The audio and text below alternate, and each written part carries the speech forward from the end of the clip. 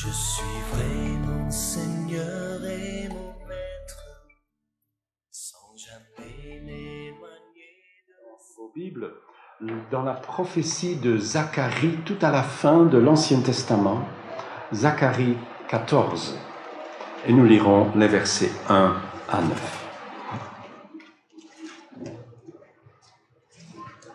Zacharie 14.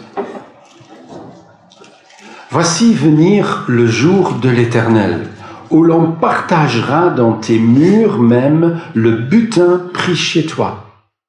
J'assemblerai alors l'ensemble des nations devant Jérusalem pour la combattre. La ville sera prise, les maisons saccagées et les femmes violées. La moitié de la ville partira en exil, mais le reste du peuple ne sera pas éliminé de la ville. Puis l'Éternel viendra combattre ces nations, comme il le fait quand il combat au jour de la bataille. En ce jour-là, il posera ses pieds sur le mont des Oliviers, près de Jérusalem, du côté du Levant. Le mont des Oliviers se fendra d'est en ouest, en deux parties. Une immense vallée se creusera entre les deux. Une moitié du mont reculera au nord, l'autre moitié au sud. Et vous fuirez alors par la vallée de mes montagnes, car elle s'étendra jusqu'à Hatzal. Elle sera comblée, comme elle a dû être comblée lors du tremblement de terre au temps d'Ozias, roi de Juda. Puis l'Éternel, mon Dieu, viendra avec tous ses saints. En ce jour-là, il n'y aura plus de luminaire, plus de froid, plus de gel. Ce jour sera unique. Il est connu de l'Éternel et il n'y aura ni jour ni nuit, mais le soir, la lumière brillera. En ce jour-là, des eaux vives jailliront de Jérusalem et couleront moitié vers la mer Morte, moitié vers la Méditerranée. Il en sera ainsi l'été comme l'hiver. En ce jour-là, l'Éternel sera roi de toute la terre. En ce jour-là, l'Éternel sera le seul Dieu et on le priera lui seul. Jusque là. Seigneur, que ta parole puisse nous être utile dans notre vie de tous les jours, dans notre attente de l'avenir. Seigneur, que ton esprit nous ouvre ta parole, afin que nous la comprenions, que nous puissions l'appliquer pour nous-mêmes. De même, Seigneur, que tu bénisses l'enseignement que reçoivent nos enfants. Au nom de Jésus. Amen. Dimanche passé, nous avons parlé sur la question « Quand est-ce que Jésus revient ?» Et nous avions terminé en prenant à cœur l'avertissement de l'Écriture que nous devons être sobres.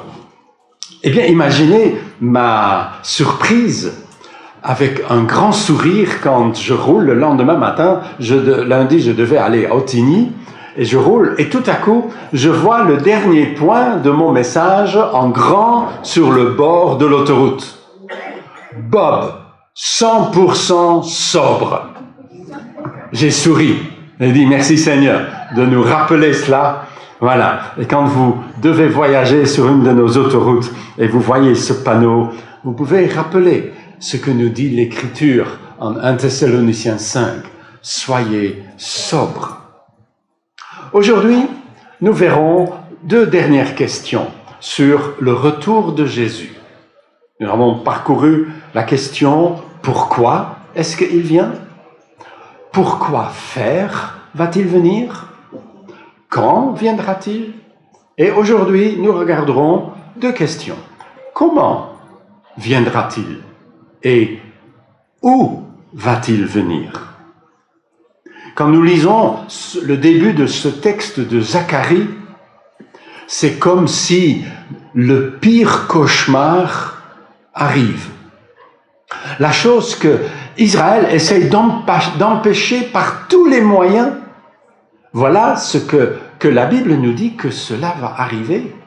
Israël sera investi par les armées rassemblées de toutes les nations autour de Jérusalem, et la ville sera prise, les maisons saccagées, les femmes violées, la moitié des gens envoyés en exil. C'est comme dans tellement de drames quand des villes se font attaquer et conquérir par leurs ennemis. On n'aurait pas cru que ça pourrait arriver. On devra sans doute se dire, mais Seigneur, tu dors?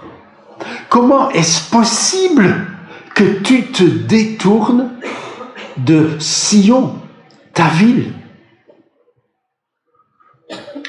Avant de revenir à cela, il faudrait retourner un peu comme dans un film, 6 mois avant. Non, ici c'est peut-être 6-7 années avant. Qu'est-ce qui s'est passé pour qu'on en arrive là? Jésus avait annoncé, quand ses disciples lui posent la question, Seigneur, qu'est-ce qui va se passer? Quand cela va-t-il se passer? Comment cela va-t-il se passer? À quoi faut-il s'attendre? Et Jésus dit ceci. Faites bien attention que personne ne vous induise en erreur, car plusieurs viendront sous mon nom en disant « Je suis le Messie » et ils tromperont beaucoup de gens. De nombreux faux prophètes surgiront et ils tromperont beaucoup de gens. L'Apocalypse reprend cette idée. Quand en Apocalypse 6, il y a l'annonce des cavaliers qui doivent charger sur cette terre, le premier cavalier est un cavalier tout de blanc vêtu, sur un cheval blanc. La séduction. Est-ce que cette séduction opère? Oui, elle opère plutôt bien. Jusqu'à aujourd'hui, vous pouvez trouver des chrétiens qui disent « Non, non, non, c'est le Messie qui va venir d'abord avec un énorme réveil. » Mais ce n'est pas ça ce que dit le texte. La séduction va venir. Une séduction comme il n'y en a jamais eu. Pour mettre cela en comparaison, regardons certaines des séductions récentes. La séduction qu'un Adolf Hitler a exercée sur le monde allemand de son temps, qui viennent l'aduler et l'adorer en masse, comme si le peuple tout entier, en un seul homme, se met à suivre avec adoration ce type. Comment est-ce possible? Jusqu'à la destruction. Et savez-vous que même les chrétiens l'ont suivi? Pas seulement les chrétiens genre général, mais des frères et sœurs. Les églises libres, nos églises sœurs en Allemagne, ont suivi Hitler comme un seul homme. Ils ont prié, et cela est conservé. Ils ont prié, Seigneur, merci de nous avoir donné un Führer comme il est là aujourd'hui. Et ils l'ont soutenu jusqu'au moins 1944, presque à la fin de la guerre. Aveugles. Ils se sont laissés séduire.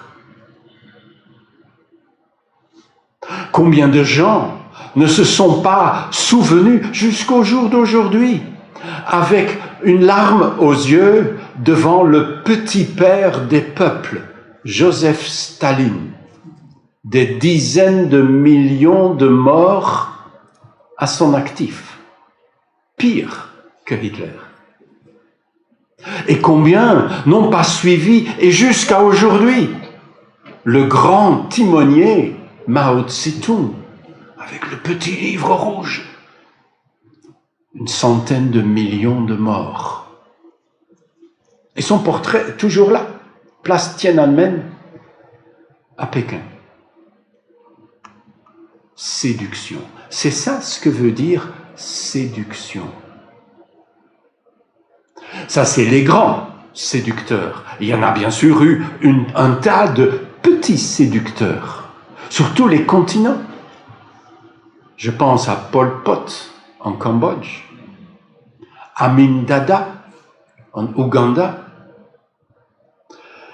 Des gens se sont laissés emballer pour des gens qui leur en ont donné plein les yeux et plein les oreilles. Ils étaient des figures messianiques, mais ils ne se sont pas pris pour autant comme le Messie revenu. Cet honneur est revenu à un Coréen. Vous vous rappelez de Moon et les Moonies? Ça commence à dater.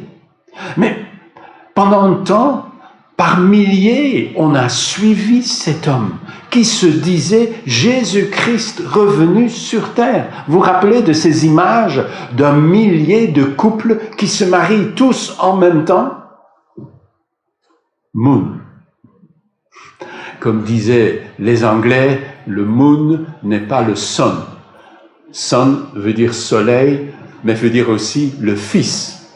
Oui, Moon, bien sûr, n'était pas le Messie. Mais on y a cru. Il a été accueilli officiellement par beaucoup de gouvernements. Parce que c'était un homme riche. Et on suit toujours l'argent. La séduction. Eh bien, chers amis, ce n'est rien comparé à la séduction qui va venir. Qui va venir parce que la Bible dit qu'elle va venir. Ce n'est pas une histoire n'importe comment. C'est ce qui doit arriver bientôt. Puisque nous voyons l'accomplissement de tant de prophéties sous nos yeux, cela va venir bientôt. Laissez-moi vous rappeler ce que la Bible en dit en Apocalypse 13. Là-dessus, le monde entier, rempli d'admiration, se rangea derrière la bête. Les peuples adorèrent le dragon, le diable, parce qu'il avait donné son pouvoir à la bête. Ils adorèrent aussi la bête en disant « Qui est semblable à la bête? Qui peut combattre contre elle ?» Bien sûr qu'ils ne vont pas dire « la bête ». Ce ne serait pas reçu avec beaucoup de reconnaissance. Ils diront bien sûr le nom qu'il faut voir derrière. Mais la réalité est déjà là, en Apocalypse. Tous les habitants de la terre l'adoreront. Tous ceux dont le nom n'est pas inscrit depuis l'origine du monde dans le livre de vie de l'agneau égorgé. Et puis, l'Apocalypse présente une autre bête, le faux prophète, qui est le publicitaire de l'Antichrist. Cette nouvelle bête exerçait tout le pouvoir de la première bête en sa présence. Elle amenait la terre et ses habitants à adorer la première bête, celle qui avait été guérie de sa blessure mortelle. Elle accomplissait des signes miraculeux, faisant tomber le feu du ciel sur la terre à la vue de tout le monde. Par les signes miraculeux qui lui fut donné d'accomplir au service de la première bête, elle égarait tous les habitants de la terre. Elle leur demandait de faire une image de la bête qui avait été frappée de l'épée et qui était de nouveau vivante. Il lui fut même donné d'animer l'image de la bête. Et l'image se mit à parler et elle faisait mourir ceux qui refusaient de l'adorer. Ça doit venir. C'est à te faire froid au cœur. Mais ça doit venir. Parce que la parole de Dieu s'accomplit toujours. Aussi sûrement que Christ doit revenir, l'Antichrist doit venir. Quelle pression, quelle séduction. Ces gens-là, ils ne l'adorent pas parce que il faut bien. C'est de tout cœur. Ils ont été pris. Et puis, une fois que tu commences à faire de miracles aussi puissants, est-ce que ça ne vient pas de Dieu? Et si tu vis avec ce genre de sentiment, un miracle donc Dieu, comment vas-tu résister à cette séduction ultime qui doit venir sur notre terre? Eh bien, il y a une réponse à cette question. Et cette réponse tient à la question: comment Jésus va-t-il revenir? Comment pourrions-nous prendre quelqu'un pour le Christ revenu si manifestement il n'accomplit pas ce que pourtant la Bible annonce clairement? Que nous annonce la Bible sur le comment du retour de Jésus? Les anges, le jour de l'ascension, voient les apôtres un peu perdus et ils leur disent ceci: hommes de Galilée, pourquoi restez-vous ainsi à regarder le ciel? Ce Jésus qui a été enlevé au ciel du milieu de vous en redescendra un jour de la même manière que vous l'avez vu y monter. L'Antéchrist ne descendra pas avec les nuées du ciel. Soyez-en sûrs et certains. Ce Jésus, autrement dit, le même, avec le même caractère, la même personnalité. Ce Jésus, pas un autre Jésus qui réagit tout autrement. Ce Jésus que vous pouvez reconnaître. C'est alors que le signe du Fils de l'homme apparaîtra dans le ciel. Alors tous les peuples de la terre se lamenteront et ils verront le Fils de l'homme venir sur les nuées du ciel avec beaucoup de puissance et de gloire. Les tyrans de notre monde n'ont pas été accueillis avec lamentation. Les lamentations sont venues plus tard. Mais le retour de Christ sera accueilli avec les lamentations de tous les peuples de la terre. Jésus annonce cela en Matthieu 24. Et parce que c'est si clairement dit dans l'Écriture, nous avons une arme précise et puissante contre la séduction. Moon ne pouvait pas être Jésus, parce qu'il n'est pas venu au-dessus de tous sur les nuées du ciel. Ça, c'est ce que dit la Bible. Et n'allez pas dire, ouais, mais ça c'est une image. Il est parti comme ça. Et les anges disent, il reviendra de la même manière. Il ne vient pas en anonyme, au point qu'il faudra un publicitaire pour faire sa publicité, pour dire oui, c'est lui. Parce que quand Jésus revient, il n'y aura pas besoin de prophète pour dire oui, c'est lui. Allez-y tranquillement. Parce qu'on le reconnaîtra. Et les peuples de la terre se lamenteront à son égard. Jésus revient en majesté. Et c'est pour cela que la Bible nous le révèle, pour que nous ne nous fassions pas avoir par le premier ou le dernier séducteur venu. Je vis, écrit l'apôtre Jean à la fin de l'Apocalypse, je vis le ciel ouvert, et voici, il y avait un cheval blanc. Son cavalier s'appelle Fidèle et Véritable. Il juge avec équité. Il combat pour la justice. Ses yeux flamboient comme une flamme ardente. Sa tête est couronnée de nombreux diadèmes. Il porte un nom gravé qu'il est seul à connaître. Il est vêtu d'un manteau trempé de sang. Il s'appelle la parole de Dieu. Les armées célestes, vêtues de lin blanc et pur, le suivent sur des chevaux blancs. De sa bouche sort une épée aiguisée pour frapper les nations. C'est lui qui sera leur berger, car il les dirigera avec un sceptre de fer. Il va aussi écraser lui-même le raisin dans le pressoir à vin de l'ardente colère du Dieu Tout-Puissant. Sur son manteau et sur sa cuisse, est inscrit un titre, Roi des rois et Seigneur des seigneurs. Il va venir. Mais il vient accompagner. Vous avez vu ça? Il est dit que les armées célestes vêtues de lin blanc et pur le suivent sur des chevaux blancs.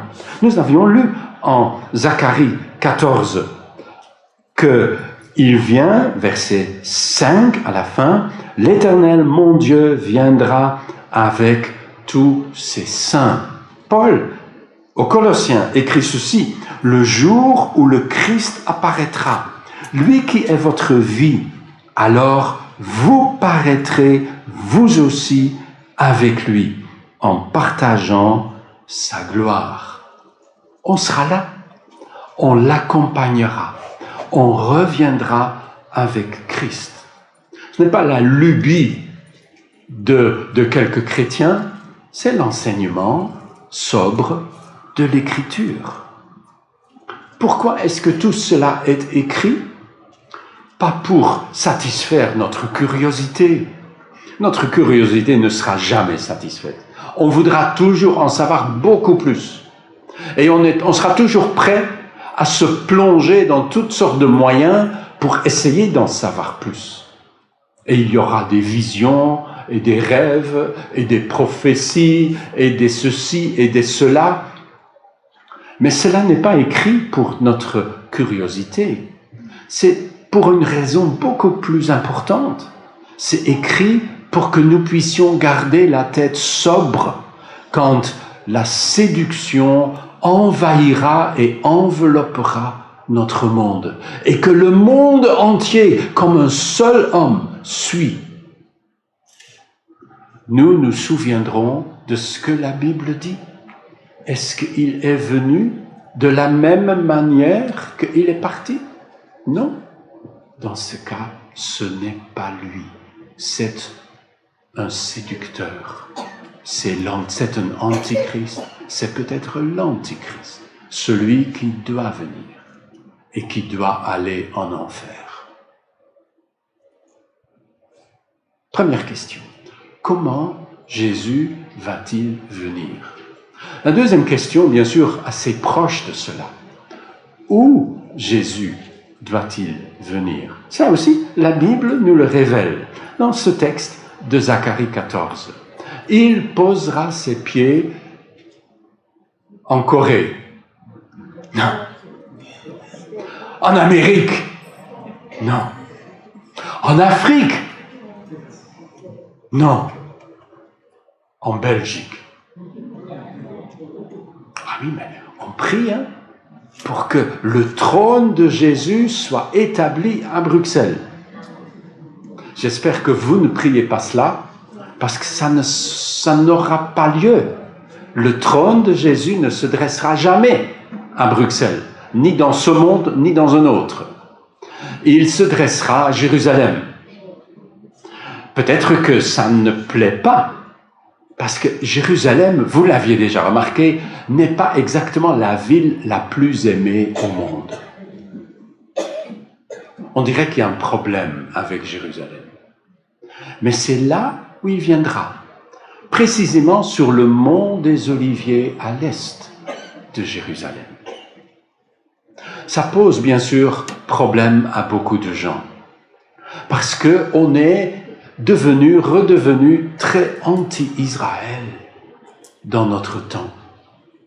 Jérusalem est devenu un problème pour beaucoup de gens, comme Zacharie l'avait annoncé quelques chapitres auparavant. Chapitre 12, Dieu dit, « De Jérusalem, je vais faire une coupe enivrante pour tous les peuples qui l'entourent. » Il en sera de même pour Juda quand on assiégera Jérusalem. « Voici, en ce jour-là, je ferai de Jérusalem une très lourde pierre pour toutes les nations.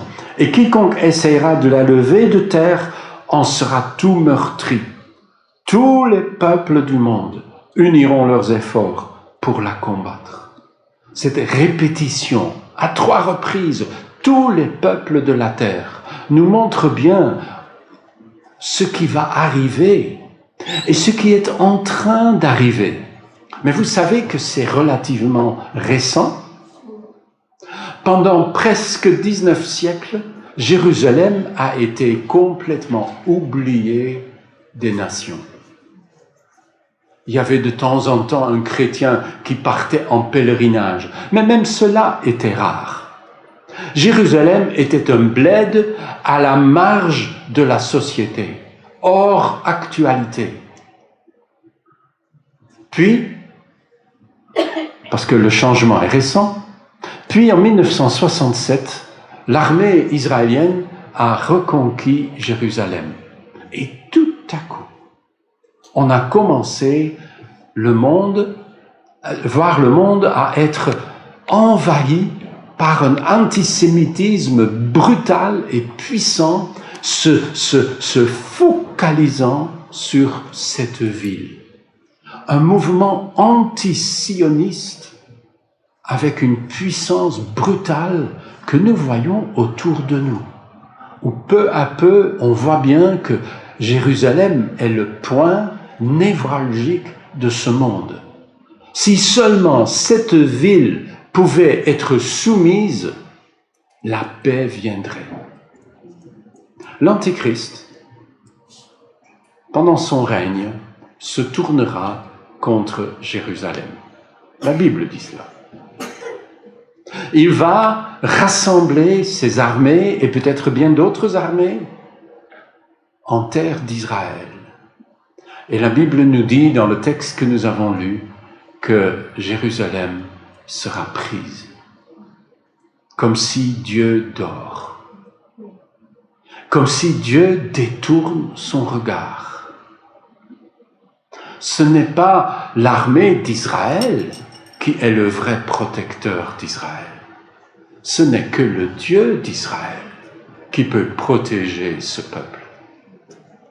Et la Bible nous dit que quand on pense que tout est perdu définitivement, c'est alors, puis l'Éternel viendra combattre ces nations. En ce jour-là, il posera ses pieds sur le mont des Oliviers, près de Jérusalem.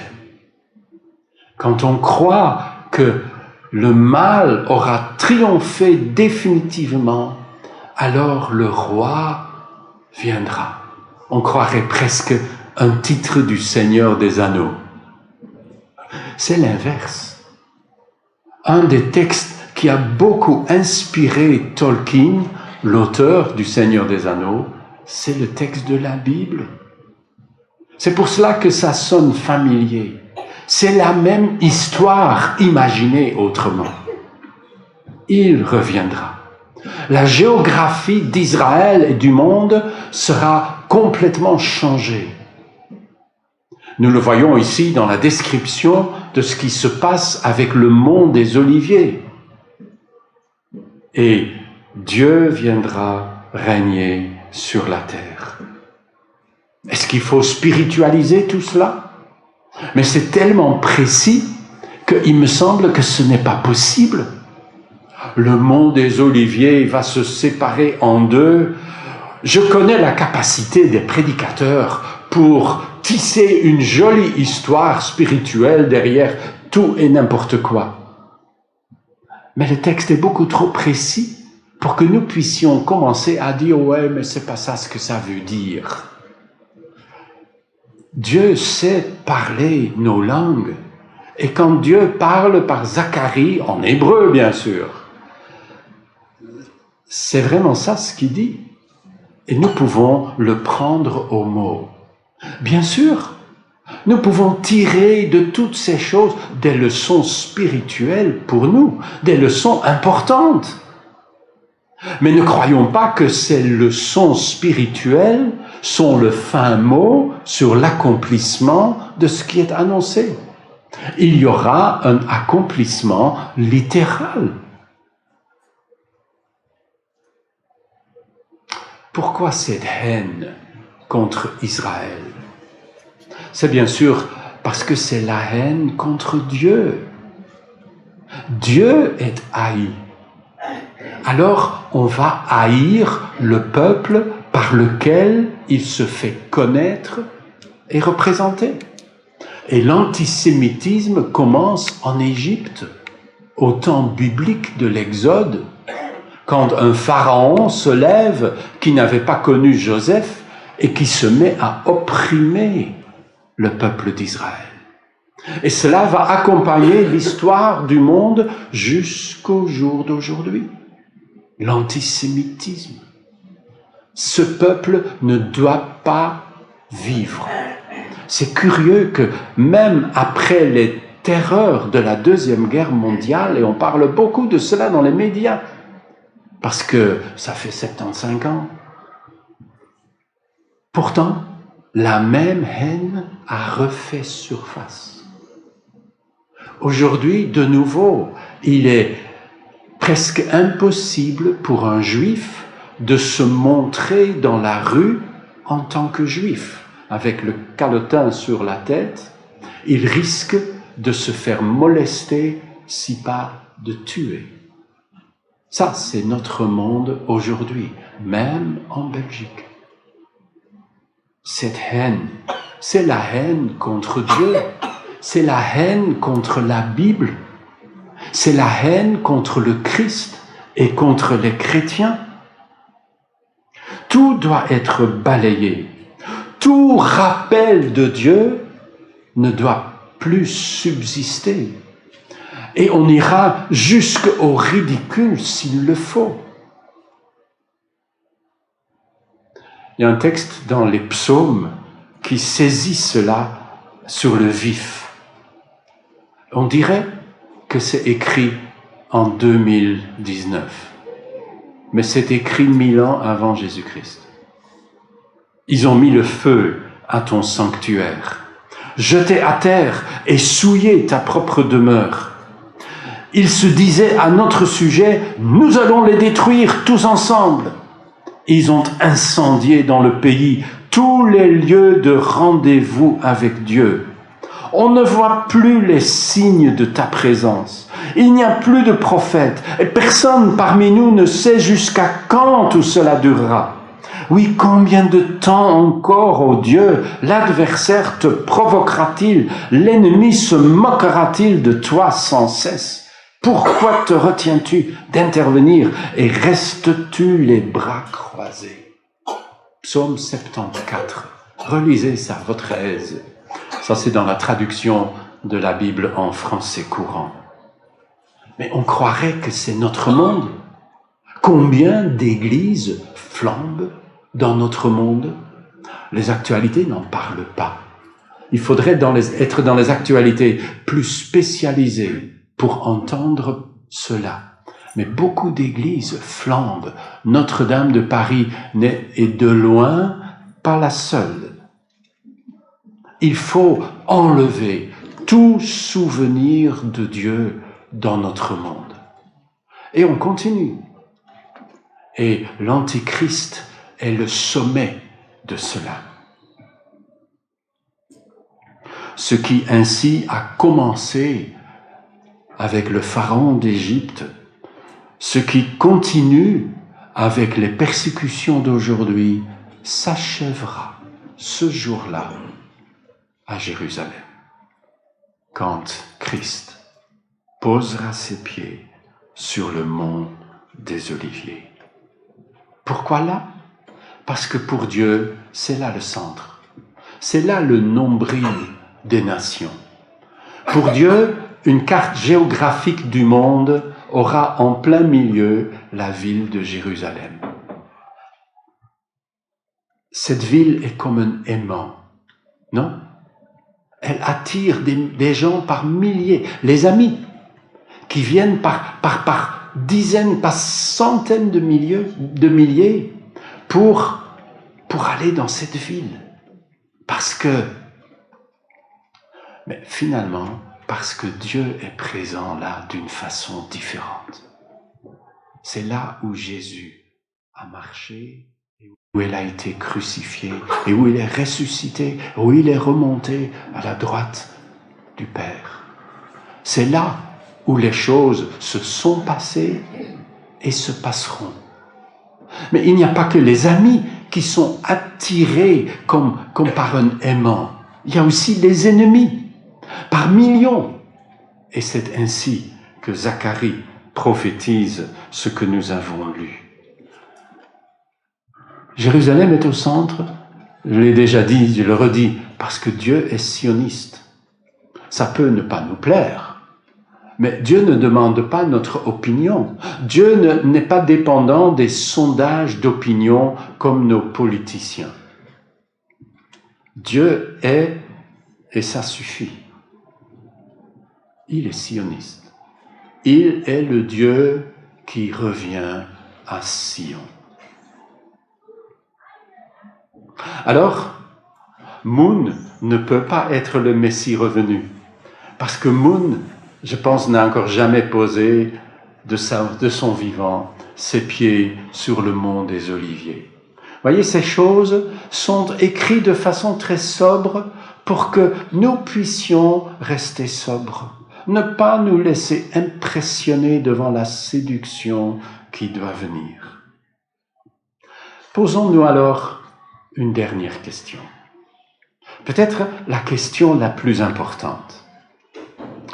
Pour qui Jésus va-t-il revenir? Laissez-moi le poser de façon directe. Est-ce qu'il revient pour toi? Est-ce que tu l'attends? Est-ce que tu t'y prépares et est-ce que tu le prépares? La Bible dit, pas seulement quelque part, mais même sur les murs de notre temple, cherchez d'abord le royaume de Dieu et sa justice. Et savez-vous, trop de chrétiens font exactement le contraire. Ils cherchent d'abord leurs propres histoires, le reste, tout ce qu'il faut pour vivre, et quand ils ont le temps, ils cherchent le royaume de Dieu. Ils se disent probablement, mais je ferai ça quand je suis à la retraite. Mais ça, c'est un mauvais calcul, parce que tous les retraités me disent la même chose. Je n'ai jamais été aussi occupé de ma vie. Donc ne laissez pas à votre retraite ce genre de choses. Vous n'aurez pas le temps. Prenez le temps maintenant. Quelle est notre espérance? Quel est le désir qui monte de notre cœur et qui se trouve sur nos lèvres? Seigneur Jésus, reviens vite. N'est-ce pas la prière logique pour un chrétien devant la souffrance de tant de gens, de tant de chrétiens? Seigneur, jusqu'à quand? Comme dans le psaume 74. Reviens. Pourquoi te retiens-tu d'intervenir et restes-tu les bras croisés? Mais Dieu reste pas les bras croisés.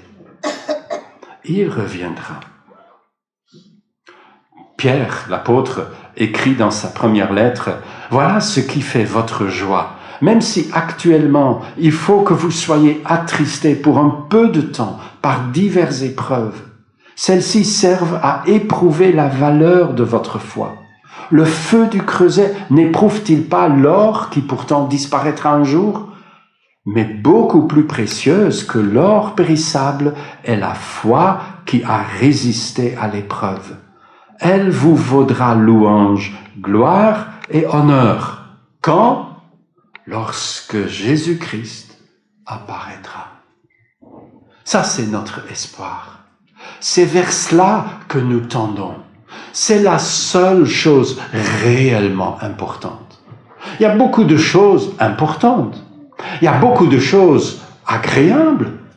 Il y a beaucoup de choses horribles. Mais il y a une chose réellement importante. Le retour de Jésus-Christ.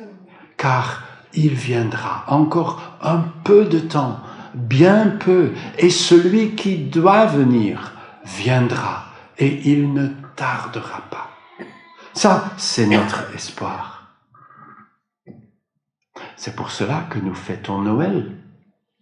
Si Noël, pour vous, ça vous laisse indifférent, alors quelle espérance vous reste-t-il? Si vous n'êtes pas impressionné, retourné par la parole de Jésus, par sa mort, par sa résurrection, par son ascension dans la gloire, alors qu'est-ce qui vous émeut? Qu'est-ce qui vous émeut? Si tout cela nous laisse indifférents, chers amis, il ne nous restera que l'attente terrible du jugement et nous n'échapperons pas. On ne pourra pas raconter des sornettes à Dieu et dire « Oh Seigneur, tu comprends » et croire qu'on va s'en tirer. Personne ne s'en tire devant Dieu.